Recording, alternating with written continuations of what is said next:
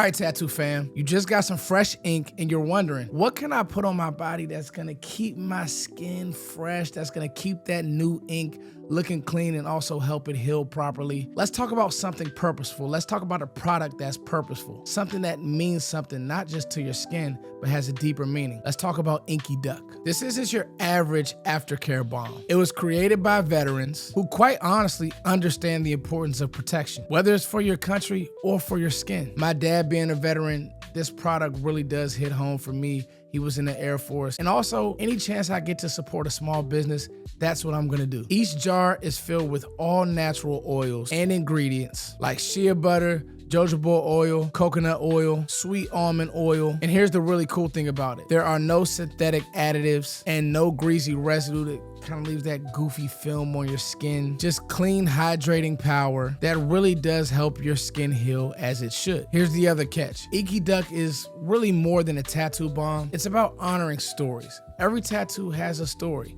whether you were in the military, whether you're a musician, whether you just like art.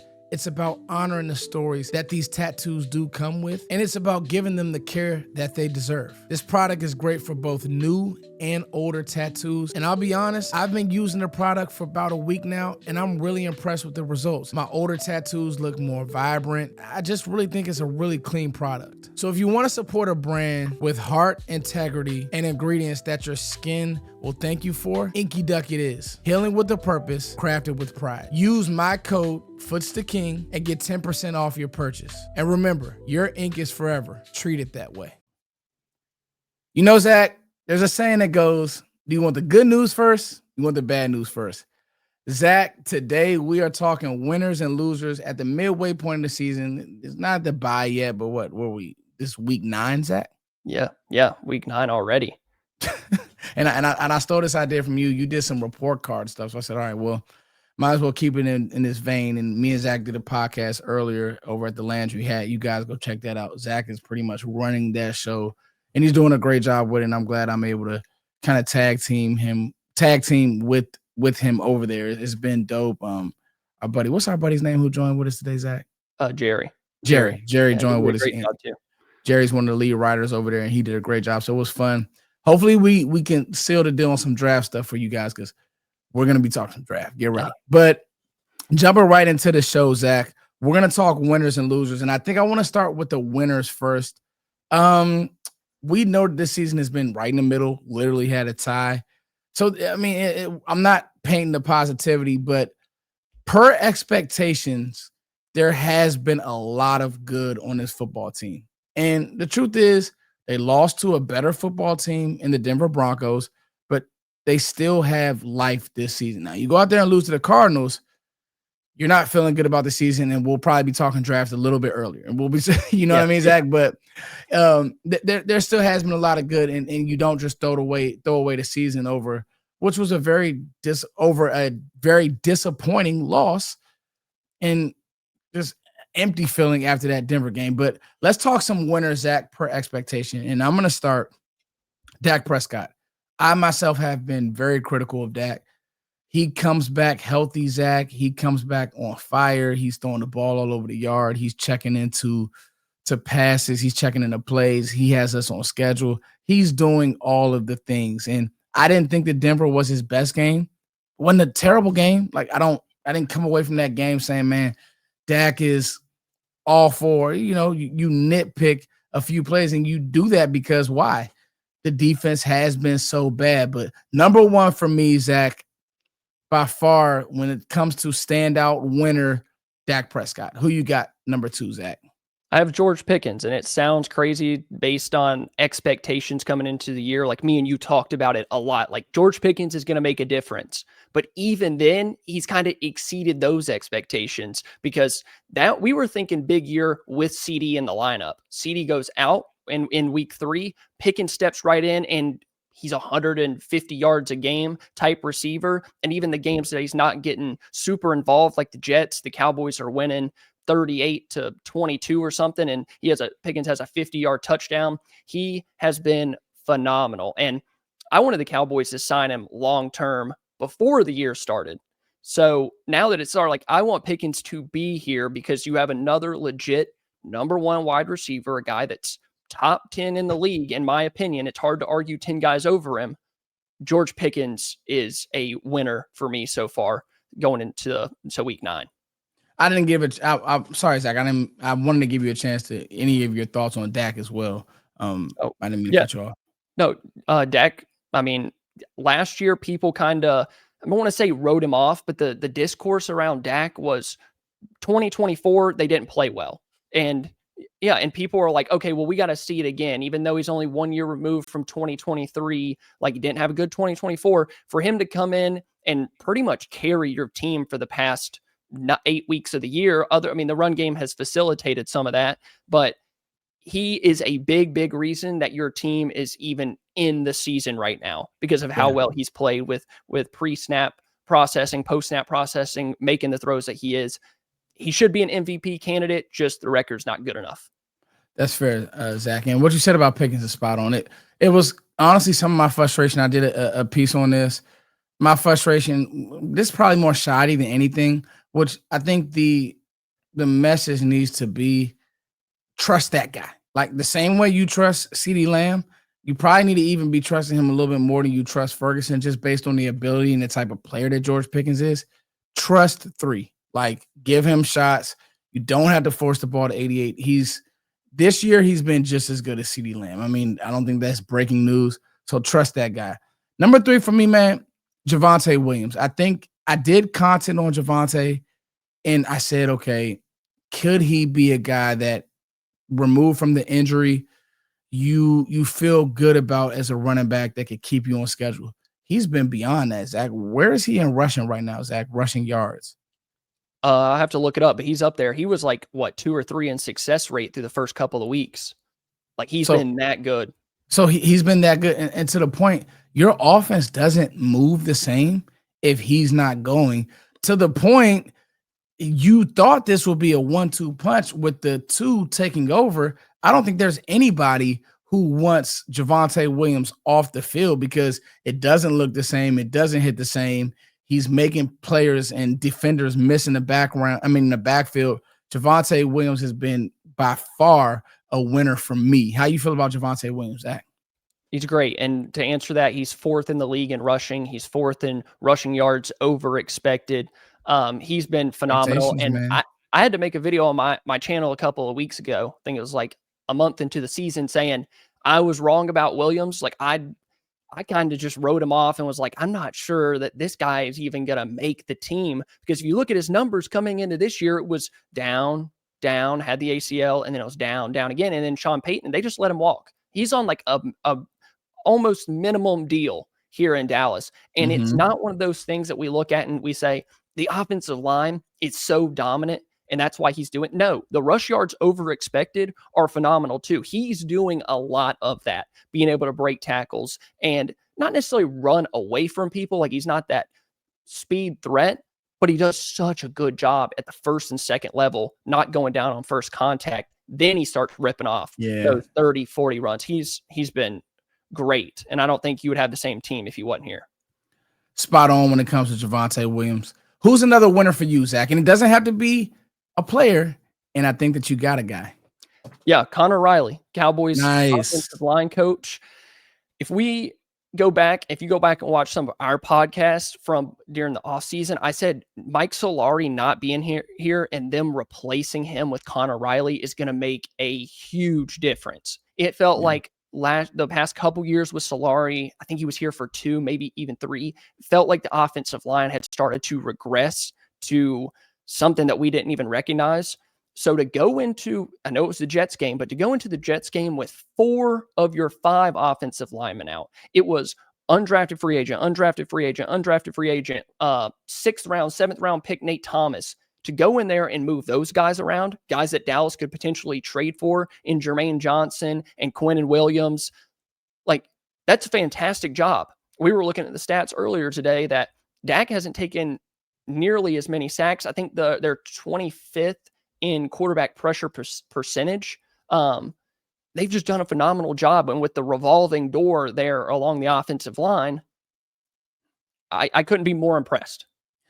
Connor Riley, bro, you hit it on the head. I mean, we said this before the show. It's like because we were so angry about the Denver game, Zach, we didn't even get to realize and talk about Tyler Booker had a great game. Like he was locked in. It was his first game back in a while. Like, those things. And Zach, you'd be hard pressed to say your starting center goes down and you're just like, oh, we're fine. And I mean, Brock Hoffman hasn't been amazing, but he's been beyond serviceable. I mean, there's probably teams around the league looking like, I'll give him some money. I'll give I TJ was about to Bass say, some money. might get paid. Him and Yeah. Bass might get paid. Might have played themselves out of Dallas. Yeah. So that's a shout out to coaching. He's been a plus for sure.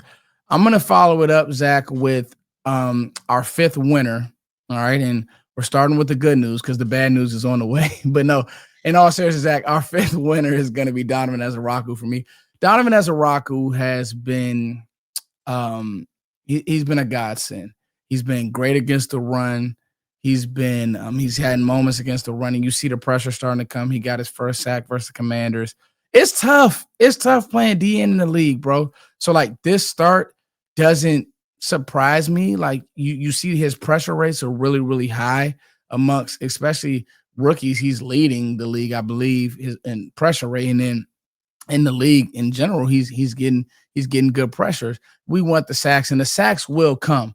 I think the thing for me that I love about Donovan Ezeraku is that he's a pro. He's anti-Sam Williams, the stupid stuff. Like he's a smart, heady player. And it looks like we finally hit on a second-round defensive end because these other two, Marshawn Nealon and Sam Williams, just haven't hit. But we'll probably talk about it. I don't want to tease that too much, that. But Donovan Ezeraku for me, my last one. It's hard to find bright spots on the defensive side of the ball with just how they've played. And people are going to be like, oh, well, he can't be that good if the defense is one guy isn't going to just completely make that up. We're not calling him Micah Parsons. And I know PFF isn't like the end all be all for football, but he's been the fifth highest rated edge, not pass rusher, not just run game stuff, the fifth highest rated edge in the entire league since week 4. So got a couple games under his belt in the first couple of weeks, and now he's playing really, really good football. And guess who number 4 is? Micah Parsons. So it's like, it's going to be baby steps for him because I don't think he came into the league like full body, filled out, strong. We knew there was some issues in the run game just holding up, but he has continued to get better each and every week. What you want to see is him flashing with these young players, especially on a bad defense. Like just flash for me. Just flash and get to the quarterback and show us that all those tools that you had in college are there. And he's done that better than any other pass rusher Dallas has. Yeah. All right, Zach. Everybody take a deep breath. Our losers, everybody in the defense. Everybody have a great night. Zach, where can everybody follow you on Twitter? No, in all seriousness, let's break this thing down, Zach. You can take your time, but we beat some of this stuff to sleep, really. Zach, who's your number one loser so far based on expectations? It's got to be Sam Williams. It's just got to be Sam Williams. I was so excited for him last year in camp with Zimmer. I was like, okay, this is the year that he takes a step. And it's felt like that every single year he's played here. Like he did really good his rookie year. And then we're like, okay, we'll wait for year 2. Okay. Well, let's wait for year 3. Then he gets hurt. So you're like, okay, maybe year 4, this is a contract year. He's going to come in here and just ball out. He can be a pass rusher on this. No, he hasn't been good against the run. He hasn't been good at rushing the quarterback. And the problem that I see on film, and you don't know everybody's job on every given play, but it seems like he's out there freelancing sometimes. Like he will block himself out of the play, trying to jump inside and jump over a gap and make a play here and there. And next thing you know, the field looks like a tractor trailer truck could drive through it. For a guy, the tweeting don't help either. About laughing about how bad the defense is and acting like it's not your fault when it is so clearly your fault on film is really aggravating. All the talent in the world, it's like he can't put it together for more than a play or 2 at a time.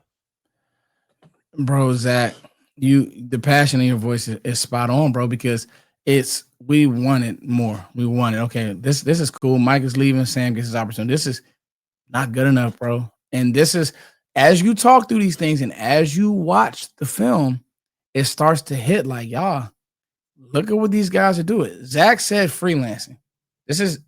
I haven't even talked to Zach about none of this pre-show. Freelancing isn't coaching. That's you doing what you want to do. But Sam Williams did that under the Dan Quinn regime. He did that under the Mike Zimmer regime. Guy isn't good enough, man. It is what it is. I'm not gonna harp. I don't even want to talk behind those points because those are such good points, Zach. Number 2 for me, man, Kyrie Elam.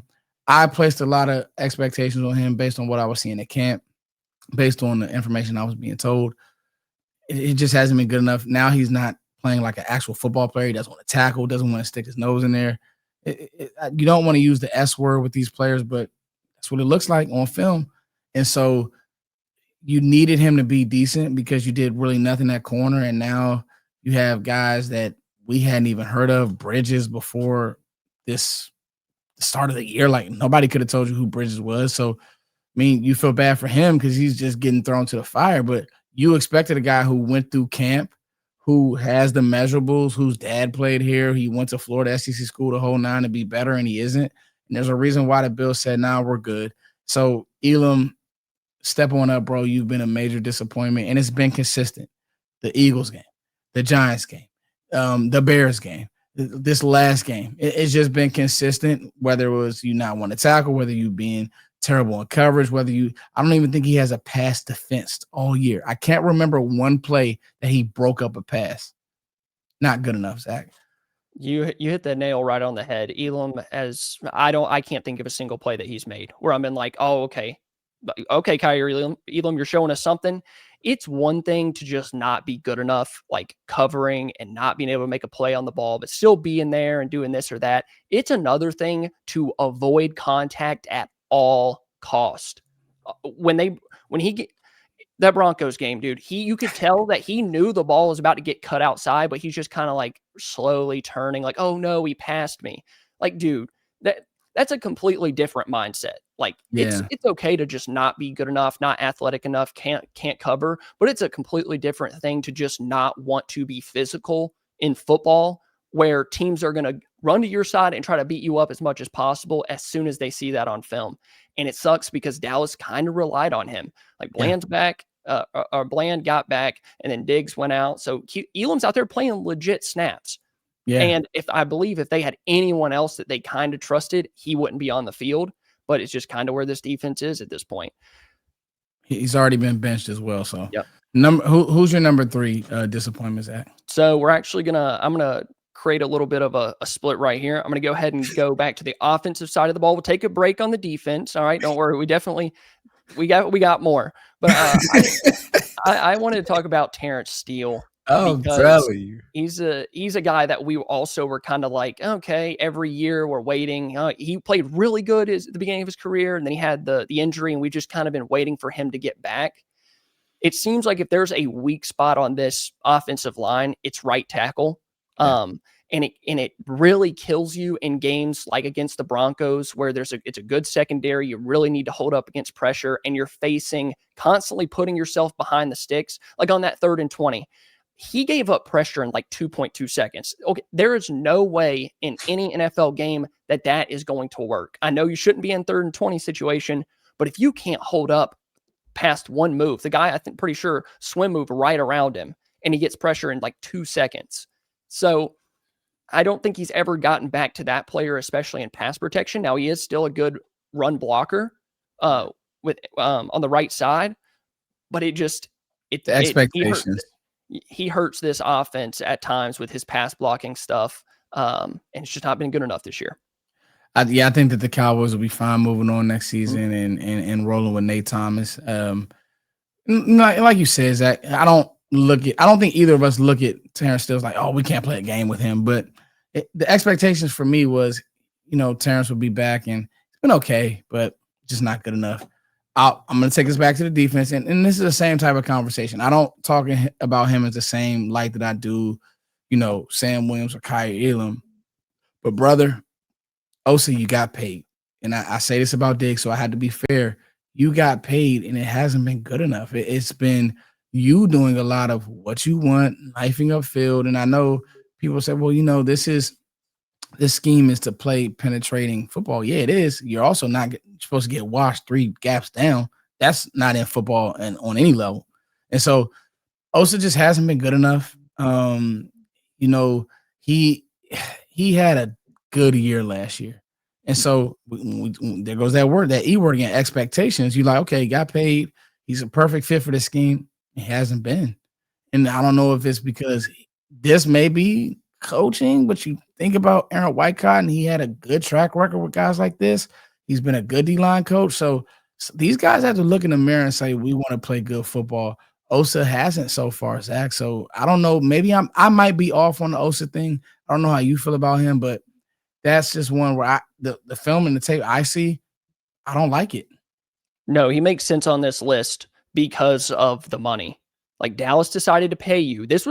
He actually is kind of underpaid relative to the market. He was around there with like Milton Williams, $24-25 billion a year on the open market. Dallas got him for 20. So everybody's excited, felt like he got a deal. You get paid 20 million as a defensive tackle. You have to impact the game. I can't really look at it and say, okay, Osa has impacted this game or he made this play here. He hasn't rushed the passer very well. Like I haven't noticed him there. And that was something that when he was younger, coming into the league, he was good at. Yeah. And as a third round pick. And hasn't rushed the passer at all. Like, no, he hasn't. It's been a big step back, especially with the money. And I think Cowboys fans are starting to get frustrated because it starts to pile up with all these contracts where it's like, pay this guy, they're not playing well. They pay this guy, they're not playing well. And I'm not counting Osa out yet because I like him as a player, but it's very, very discouraging. For sure. All right, Zach, last one. And again, we're basing these off expectations and, just needed to play a little bit better so that's how the ranking system came in. So where are you at with your last one, Zach, as I get drained just talking about the losers part of this because, the defense and the whole nine. Because I had energy talking about the winners, and I was like, oh, man, here we go, Zach, the last one. Let's get it over with. I think you got it. I didn't write it down when we were talking about it. Okay. See? No, you're good. You're good. Donovan Wilson. I had it. Okay, but how about you lead with it, Zach? I got you. Okay. Donovan Wilson, I'm not sure as much of like he's not playing well or as he's not getting in spots or being put in spots to be successful. Like we know what Donovan Wilson does really well. He's a good tackler. He can help you in the run game. He can play down in the box. But when you ask him to do things that aren't that, and you start putting him back in center field or in a too high safety look, and he's got to read everything in front of him and then track the ball down the field and get in a position, it's just not what he succeeds at. But at the end of the day, you play football, like you got to be able to do some things well. You're not always going to be in a 100% position, exactly what fits your skill set every single time. Agreed. So some of that blame just has to go on him. Like you just have to play better, even though it's not the ideal situation. Now, we saw what it looked like without Donovan Wilson, and as much as people are down on him, which I am, don't get me wrong, we saw it without him, and safety play didn't look much better, if at all. It wasn't good. But I mean, you can blame that on coaching, but at some point, players got to play better. I think you handled this one with care, and I want to too. You said something to me. This was a whole nother show, but it was like, yeah, hey, Foots, did you see Elijah Clark's angles? And I'm like, yeah, bro. It's the same thing with Wanye Thomas. Like the fan base wants all these guys to play until they play, and you're like, I want Marquise Bell to play. Then you see, like, and it just goes to you don't have talent. Fourth round pick, Wanye Thomas was what? Undrafted. Elijah Clark, undrafted. Marquise Bell, undrafted. These are just guys at these positions. And there's no knock on Donovan Wilson, but he's limited. Like he was limited when he was drafted. He's still limited in the league. He's probably over-excelled. Same with a guy like, Jack Sanborn could go right here. I said that when we saw Jack Sanborn because you know what? I can't believe I'm saying it. I probably want to see Sanborn more than I want to see these other guys because, yeah, he's missing tackles, but he's where he's supposed to be on the fit. So I think you're spot on, bro. It's sad, but the more that the Cowboys neglect these positions, and this will be a draft offseason talk, Zach, because we actually have the capital to talk about it. You keep neglecting safety. You keep neglecting off-ball linebacker. This is what you get. This is what you get. You get Donovan Wilson and Spotsy shouldn't be in. You get Y.A. Thomas, who everybody missed on him in the league. No. You know what I mean? Everybody missed on Marquise Bell. No. These guys are limited for a reason. And so, I don't know, man, but what a great show, Zach. We plan to only be here for 10, 15 minutes. We got 20 minutes out of it, and I think it was 20 minutes well worth it. Is there anybody else that you wanted to mention before we go? No, I just wanted to mention about this list and the expectations this is how a team gets to 3, 4, and 1, because you start looking at the expectations that you have, right? And then you start putting these names and really talking about like, okay, what did we think preseason? What do we think now? Like it just makes sense of why this team is 3, 4, and 1, because the guys you had expectations for have not been good enough. Like if Sam Williams was playing good and who else? Donovan Wilson was playing really good, and like we'd be talking about a different team. Or what if Kyer Elam was a cornerback too? We would have a completely different conversation than the one that we're having now. But once these guys start stepping back on those expectations, you kind of are where you are. Zach, I have nothing to say behind that because you're spot on, bro. So we're gonna close out with that. Thank you guys for rocking with us. You guys, hey, listen, you guys know you can find us after the game.